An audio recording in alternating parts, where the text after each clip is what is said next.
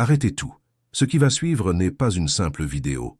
C'est un point de rupture. Soit vous l'utilisez pour vous transformer, soit vous resterez une cible pour les 10 prochaines années. Le choix vous appartient, mais il n'y a pas de retour en arrière. On vous a menti. On vous a dit de vous exprimer, de vous justifier, de répondre. C'était un piège conçu pour les faibles. Vous connaissez cette sensation, ce silence glacial après une pique lancée en public. Ce collègue qui, d'un ton faussement léger, remet en question votre compétence devant tout le monde. Ce membre de votre famille qui déguise une insulte en simple blague lors d'un dîner et tous les regards se tournent vers vous, attendant votre réaction. Vous sentez le sang monter à vos joues. L'instinct vous hurle de vous défendre, de prouver votre valeur, d'expliquer pourquoi ils ont tort, et c'est là que vous tombez dans le piège. Chaque mot que vous prononcez est une validation de leur attaque. Chaque justification est une preuve de votre soumission. Vous leur donnez exactement ce qu'ils veulent, le contrôle. Vous leur montrez que leur opinion a assez de poids pour vous déstabiliser. Vous devenez prévisible, vous devenez faible. Cette humiliation invisible est une arme qu'ils utilisent contre vous, encore et encore, parce que ça marche. Ils sont partout, les manipulateurs subtils, les agresseurs passifs, les petits chefs qui ont besoin de vous écraser pour se sentir exister. Ils utilisent les mots comme des sondes pour trouver vos failles. Ils ne cherchent pas la vérité, ils cherchent une réaction. Votre colère, votre frustration, votre besoin de vous expliquer, c'est leur nourriture. Et vous les servez sur un plateau d'argent à chaque fois que vous ouvrez la bouche pour vous défendre. Mais il existe une autre voie, une voie silencieuse, utilisée par ceux qui ne sont jamais des cibles. Un pouvoir qui ne s'exprime pas par des mots, mais par leur absence. Une domination si totale qu'elle rend toute attaque ridicule et impuissante.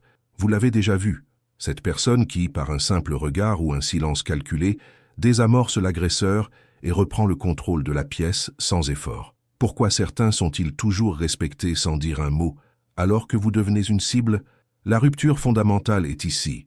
On vous a enseigné que le silence est un aveu de faiblesse, une fuite. C'est le plus grand mensonge jamais conçu pour maintenir les esprits forts sous le contrôle des médiocres. Chaque fois que vous répondez à une provocation, vous ne faites que valider l'agresseur. Vous lui dites « tes mots ont assez de pouvoir pour me forcer à réagir ». Vous lui cédez le terrain, le contrôle et le statut. Le véritable pouvoir ne s'engage jamais dans des batailles qu'il n'a pas choisies. Il observe, il attend et il laisse l'ennemi s'épuiser tout seul dans le vide qu'il a créé. C'est une inversion totale de tout ce que vous pensiez savoir sur la force. Machiavel l'a compris il y a 5 siècles. Le pouvoir n'est pas ce que vous possédez, mais ce que les autres croient que vous possédez. Il a écrit que le prince doit être un renard pour reconnaître les pièges, et un lion pour effrayer les loups. Traduit pour notre époque, cela signifie que l'homme sage ne réagit pas à chaque aboiement. Il sait que le silence est la réponse la plus méprisante, une démonstration de force qui laisse l'agresseur aboyer seul, exposé et ridicule aux yeux de tous. Le silence ne dit pas « je n'ai rien à dire ». Il dit « tu ne vaux même pas une réponse ». Dans l'arène sociale moderne, ce principe est une arme nucléaire. Quand quelqu'un vous attaque verbalement, il vous tend un piège. Il veut une réaction émotionnelle, la colère, la justification, la tristesse, peu importe. Toute réaction est un carburant pour son ego et une confirmation de son pouvoir sur vous. En choisissant le silence, vous refusez de jouer son jeu. Vous créez un vide, une tension insupportable que l'agresseur est obligé de combler. Il va bafouiller, se justifier ou même devenir plus agressif, révélant ainsi sa propre instabilité et son manque de contrôle. Vous ne vous défendez pas. Vous le laissez se détruire lui-même avec ses propres mots. Vous devenez le miroir qui lui renvoie sa propre laideur. En maîtrisant ce qui va suivre, vous ne serez plus jamais une cible. Vous deviendrez insondable. Votre calme sera votre armure et votre arme. Les gens cesseront de vous tester, car ils sentiront instinctivement que vous opérez sur un autre plan. Ils ne sauront pas ce que vous pensez, et cette incertitude les rendra nerveux, respectueux. Vous n'aurez plus besoin d'élever la voix pour être entendu. Votre présence seule imposera le respect. Vous ne subirez plus les conversations, vous les orchestrerez depuis votre forteresse de silence. Vous deviendrez celui que l'on observe, celui que l'on craint subtilement, celui qui détient le véritable pouvoir. Et comprenez bien ceci, il n'y a aucun retour en arrière. Une fois que vous aurez vu les mécanismes invisibles du pouvoir non verbal, vous ne pourrez plus les ignorer. Chaque conversation, chaque réunion Chaque dîner de famille deviendra un échiquier où vous verrez clairement les mouvements des autres. La naïveté sera morte pour toujours. Vous verrez les pièges avant qu'ils ne soient tendus. Vous comprendrez les véritables intentions derrière les mots. Cette connaissance est une lame. Une fois que vous l'avez en main, vous ne pouvez plus prétendre être désarmé. Le secret n'est pas dans ce qu'ils disent, mais dans ce que vous décidez de ne pas dire. Voici les principes. Ne les lisez pas. Absorbez-les. Ce ne sont pas des techniques, ce sont les nouvelles lois de votre réalité. Chaque principe est une lame. Apprenez à les manier dans l'ombre, et vous ne craindrez plus jamais la lumière crue des confrontations. Premier principe, le regard du prédateur. La psychologie derrière ceci est primitive, brutale et infaillible. Le contact visuel est la première forme de mesure sociale. Un regard fuyant signale la soumission. Un regard normal signale l'égalité. Mais un regard fixe, direct, sans émotion, maintenu 2 secondes de plus que la norme sociale, déclenche une alarme dans le cerveau reptilien de votre interlocuteur. C'est un signal de dominance pure. Vous ne le défiez pas, vous lui signifiez qu'il n'est même pas une menace. Vous n'êtes pas en colère, vous n'êtes pas blessé. Vous êtes un observateur impassible et cette neutralité est terrifiante pour celui qui cherche une réaction. Imaginez la scène. En pleine réunion, un collègue lance « C'est encore une de tes idées qui va compliquer la vie de tout le monde ». Les autres sourient nerveusement. Ne dites rien. Cessez ce que vous faites. Tournez lentement la tête vers lui. Fixez-le droit dans les yeux. Ne sciez pas. Ne froncez pas les sourcils. Laissez votre visage devenir un masque de neutralité absolue. Maintenez le regard pendant 4 longues secondes. Le silence va devenir assourdissant. Puis, sans un mot, détournez le regard et reprenez votre activité comme s'il n'avait jamais existé. Vous venez de le rayer de la carte. Votre action, fixez, maintenez, ignorez. Le message est clair. Vous n'êtes pas digne de mon temps. Deuxième principe, le vide accusateur. La nature humaine a horreur du vide, surtout dans une conversation. Après une attaque verbale, l'agresseur s'attend à une défense, une contre-attaque, une justification. C'est le carburant dont il a besoin. En lui offrant un silence total, vous créez un vide insupportable. Cette absence de réponse est plus puissante que n'importe quelle réplique. Le silence force l'agresseur à réévaluer sa propre déclaration. Il se demande s'il a été trop loin, s'il a l'air stupide. C'est lui et non vous qui ressent la pression de combler ce vide. Il va bafouiller, se justifier ou tenter une autre attaque plus faible, exposant son propre malaise. Quelqu'un vous dit, avec un ton condescendant, « Tu prends vraiment tout ça trop au sérieux, il faut te détendre. » Votre instinct est de dire « Non, ce n'est pas vrai, c'est un sujet important, c'est un piège. » Au lieu de ça, regardez la personne. Ne hochez pas la tête, ne souriez pas. Restez simplement silencieux pendant 3 à 5 secondes. Le poids de sa propre phrase va s'écraser sur lui. Il sentira le regard des autres. Il ajoutera probablement quelque chose comme « Enfin, je veux dire, c'était juste une remarque. » Quoi? Il vient de se disqualifier lui-même. Votre action, après une pique, offrez un silence de 3 secondes. Regardez-le s'effondrer sous le poids de ses propres mots. Troisième principe, la posture royale. Votre corps communique votre statut bien avant que votre bouche ne s'ouvre. Les personnes soumises se recroquevillent. Elles croisent les bras, baissent la tête, cherchent à prendre moins de place. C'est un signal instinctif de non-menace. Pour dominer silencieusement, vous devez faire l'inverse. Occuper l'espace est une déclaration de pouvoir. Une posture droite, les épaules en arrière, le torse ouvert, communique au niveau limbique que vous êtes confiant, en contrôle, et que vous n'avez pas peur. Ce n'est pas de l'arrogance, c'est de l'ancrage. Vous devenez une présence physique que l'on ne peut ignorer. Vous êtes dans une discussion de groupe et quelqu'un critique ouvertement votre travail. La réaction instinctive est de vous pencher en avant, de vous crisper. Ne le faites pas. Au moment où la critique est émise, redressez-vous subtilement. Décroisez vos bras et posez vos mains calmement sur la table ou sur vos genoux. Ancrez fermement vos pieds au sol. Inclinez très légèrement la tête sur le côté, comme un roi qui écoute patiemment les doléances d'un bouffon. Votre corps dit « Continue, je t'écoute, mais rien de ce que tu dis ne peut m'atteindre. » Votre action, tenez-vous droit, occupez l'espace, ancrez-vous. Votre corps est votre trône. Quatrième principe, le miroir de brouillard. L'agresseur verbal cherche une réaction émotionnelle. La colère le valide, la tristesse le nourrit, la justification lui donne le contrôle. Le miroir de brouillard consiste à lui renvoyer une réponse si neutre, si dénuée d'émotion, qu'elle ne lui offre aucune prise. Vous ne niez pas, vous ne confirmez pas. Vous accusez réception de l'information de manière clinique, comme un scientifique observant une amibe au microscope. Cette technique désamorce l'attaque en la privant de son oxygène émotionnel. L'agresseur se retrouve face à un mur lisse sur lequel sa provocation ne peut s'accrocher. Votre patron vous dit sur un ton de reproche « Ce que vous avez fait sur ce dossier est complètement stupide ». Au lieu de dire « Mais non, laissez-moi vous expliquer », regardez-le calmement. Hochez la tête très lentement, avec un air pensif, presque détaché. Puis dites d'une voix posée et sans aucune inflexion émotionnelle « Je vois » ou « C'est une perspective intéressante ». Le mot « intéressante » est une arme. Il ne valide pas la critique. Il la classe comme une simple opinion parmi d'autres. Vous restez intouchable. Votre action, répondez par une validation neutre. Je vois. Intéressant. Je prends note. Ne donnez jamais le carburant de votre émotion. Arrêtez-vous un instant. Allez dans les commentaires et écrivez « Je me recuse à me justifier ». Ce n'est pas une phrase pour moi. C'est un contrat que vous signez avec vous-même. C'est la déclaration de votre indépendance face au jugement des autres. Faites-le maintenant. C'est la première brique de votre forteresse. 5e principe.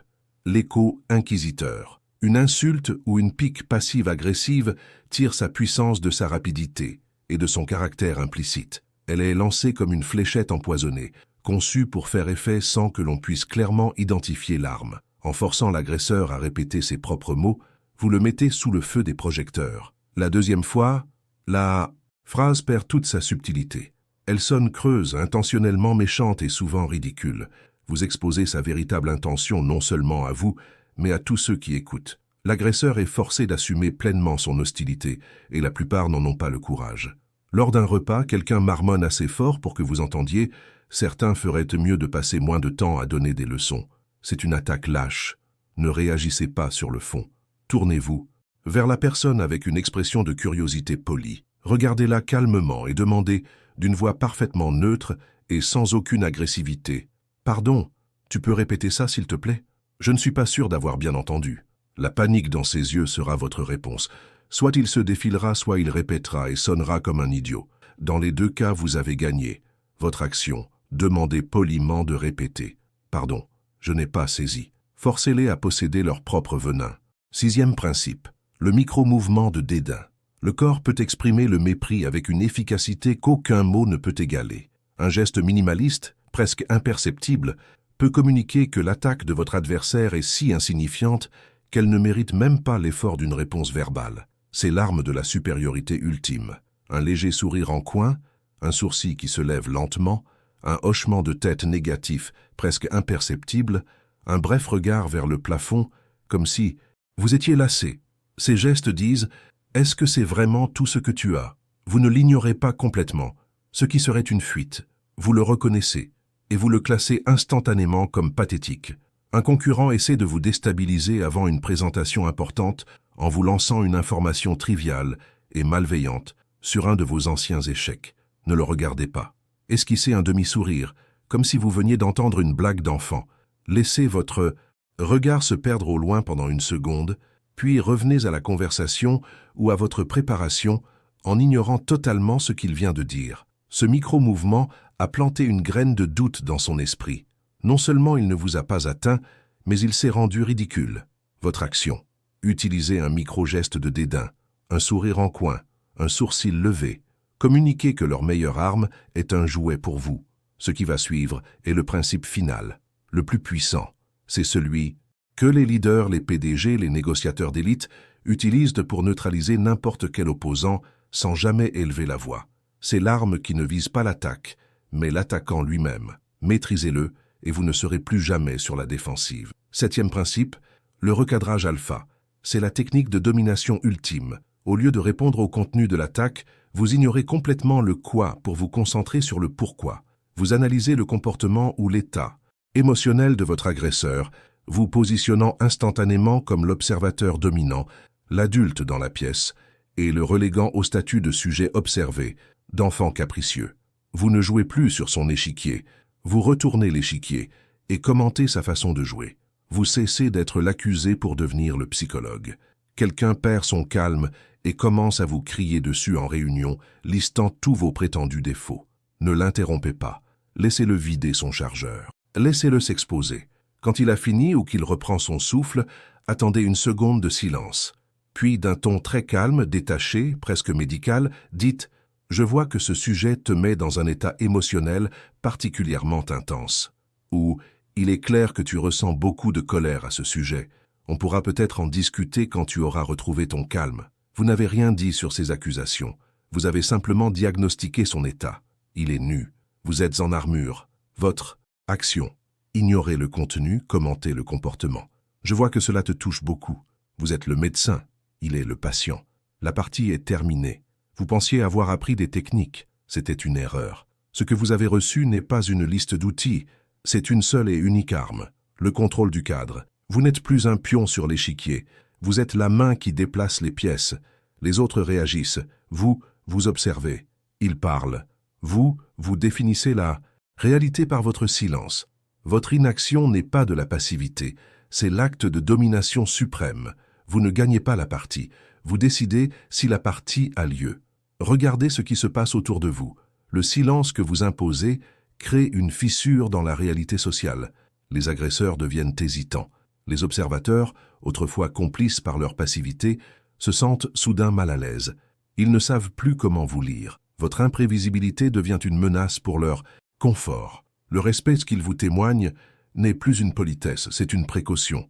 Ils ne vous voient plus comme un égal, mais comme une force qu'ils ne comprennent pas et qu'ils commencent à craindre. Et votre ennemi, observez-le.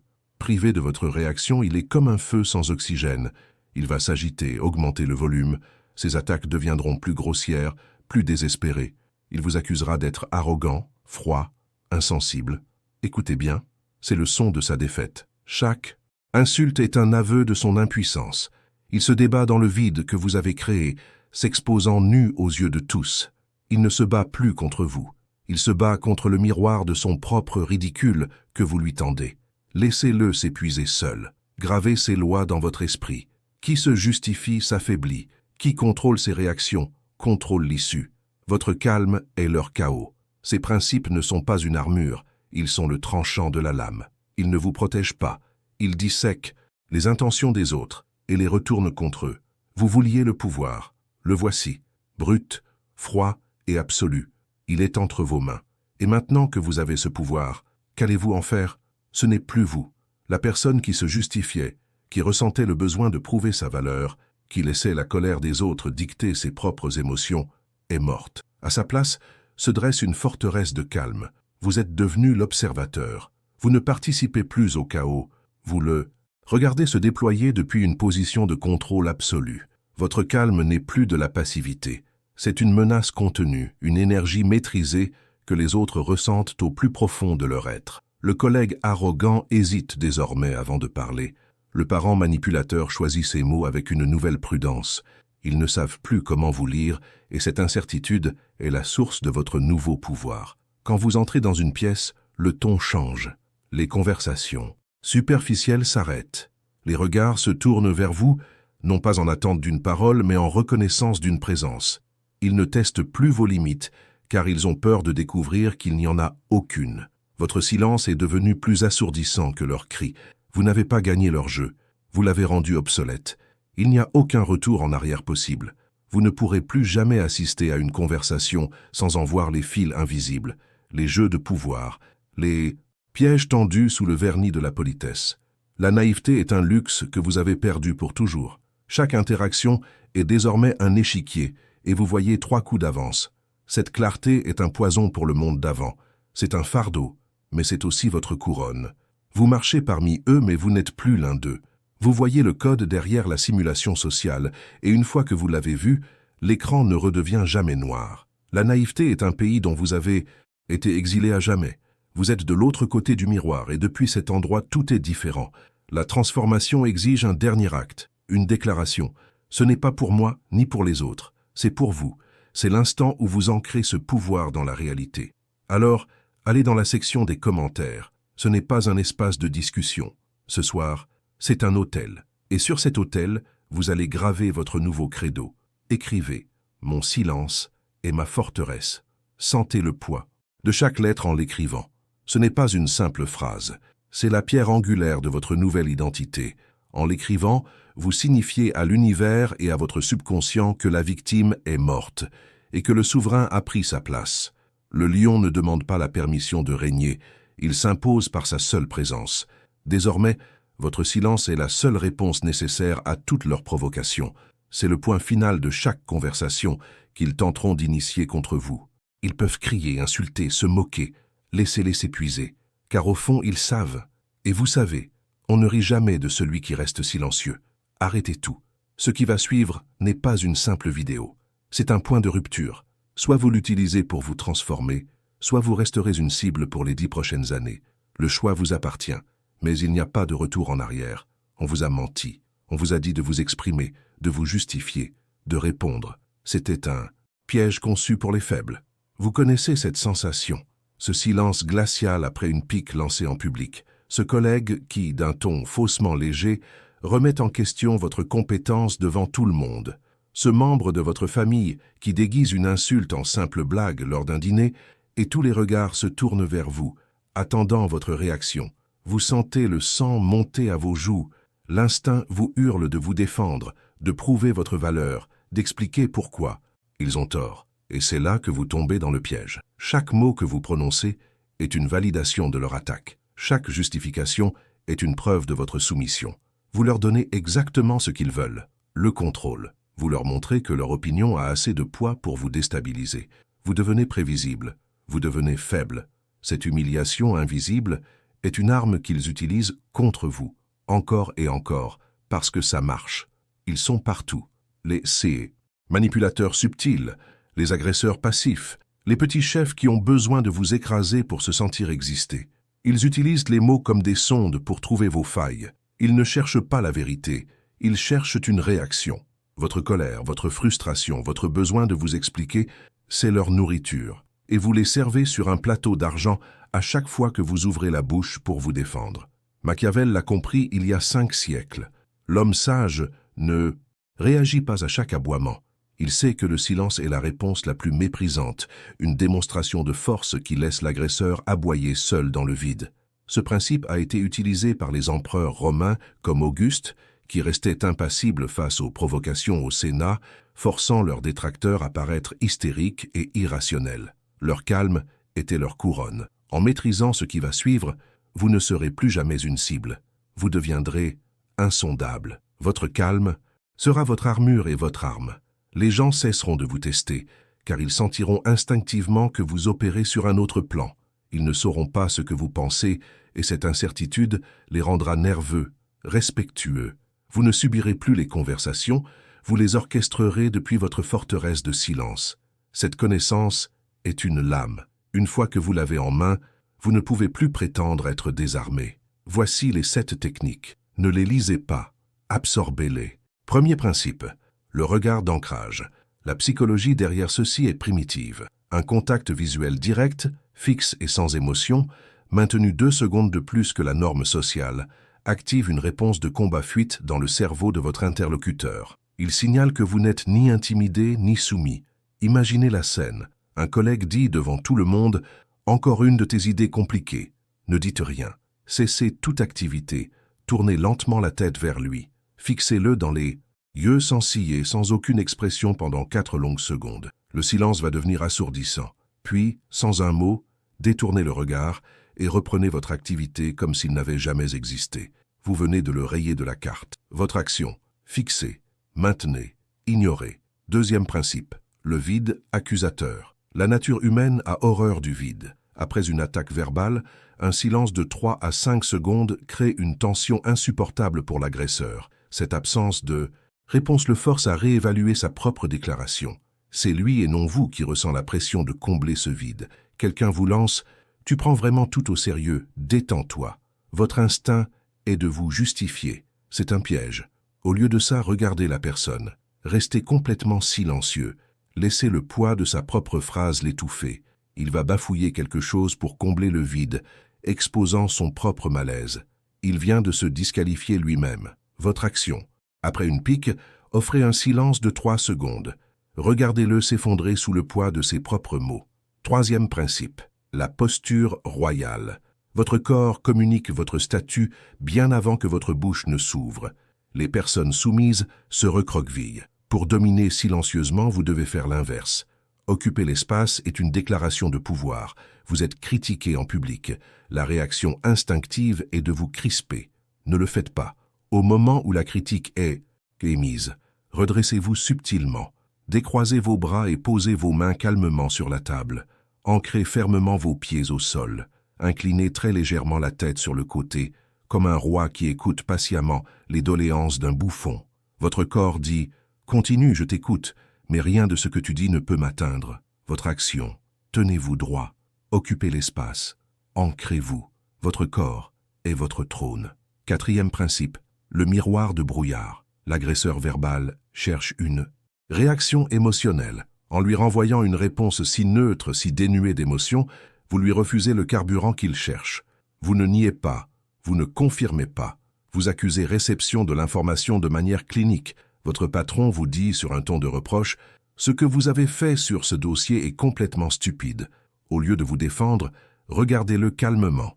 Hochez la tête très lentement, avec un air pensif. Puis, dites d'une voix posée « C'est une perspective intéressante » ou simplement « Je vois ». Le mot « intéressante » est une arme.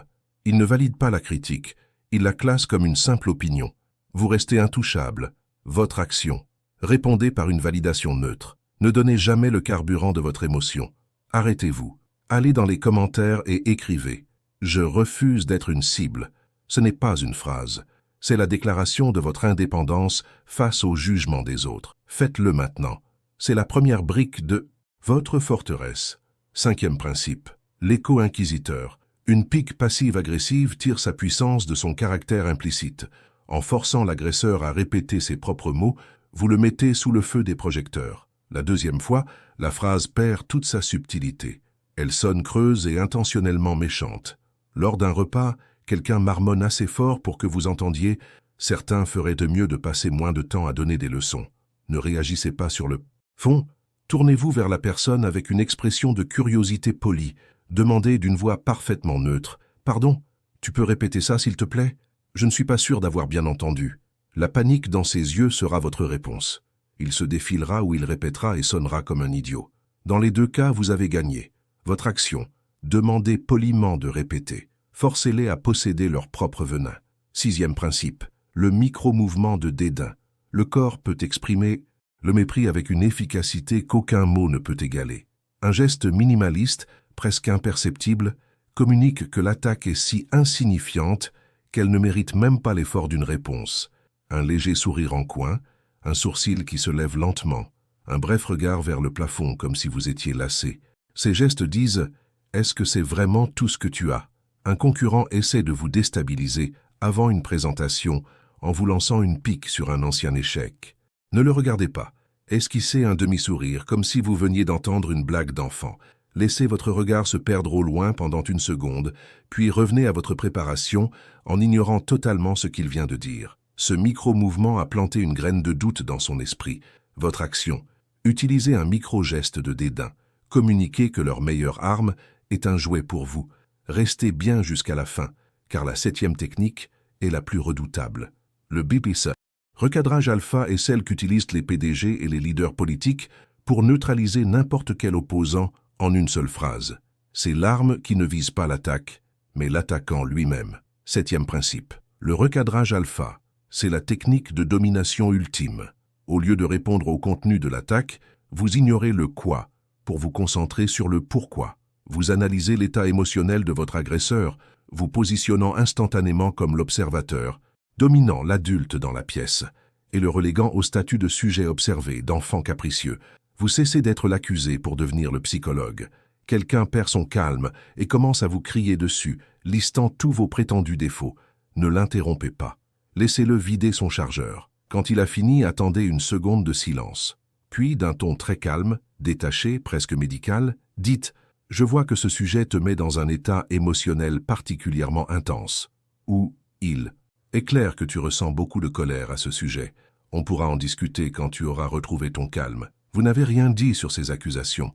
Vous avez simplement diagnostiqué son état. Il est nu. Vous êtes en armure. La partie est terminée. Votre action. Ignorez le contenu, commentez le comportement. Vous êtes le médecin, il est le patient. Vous pensiez avoir appris des techniques. C'était une erreur. Ce que vous avez reçu n'est pas une liste d'outils, c'est une seule et unique arme, le contrôle du cadre. Vous n'êtes plus un pion sur l'échiquier. Vous êtes la main qui déplace les pièces. Les autres réagissent. Vous, vous observez. Ils parlent. Vous définissez la réalité par votre silence. Votre inaction n'est pas de la passivité, c'est l'acte de domination suprême. Regardez ce qui se passe autour de vous. Le silence que vous imposez crée une fissure dans la réalité sociale. Les agresseurs deviennent hésitants. Les observateurs, autrefois complices, se sentent soudain mal à l'aise. Ils ne savent plus comment vous lire. Votre imprévisibilité devient une menace. Le respect qu'ils vous témoignent n'est plus une politesse, c'est une précaution. La transformation exige un dernier acte, une déclaration. Allez dans les commentaires. Ce soir, c'est un autel. Et sur cet autel, gravez votre nouveau credo. Écrivez « Mon silence est mon arme ». Sentez le poids de chaque lettre. Ce n'est pas une simple phrase. C'est la pierre angulaire de votre nouvelle identité. Anti. L'écrivant, vous signifiez à l'univers et à votre subconscient que la victime est morte. Souvenez-vous, les chiens aboient sur ce qu'ils ne comprennent pas. Laissez-les s'épuiser. Un lion ne se retourne jamais quand un chien aboie. Votre silence n'est pas un vide, c'est une réponse pleine de pouvoir.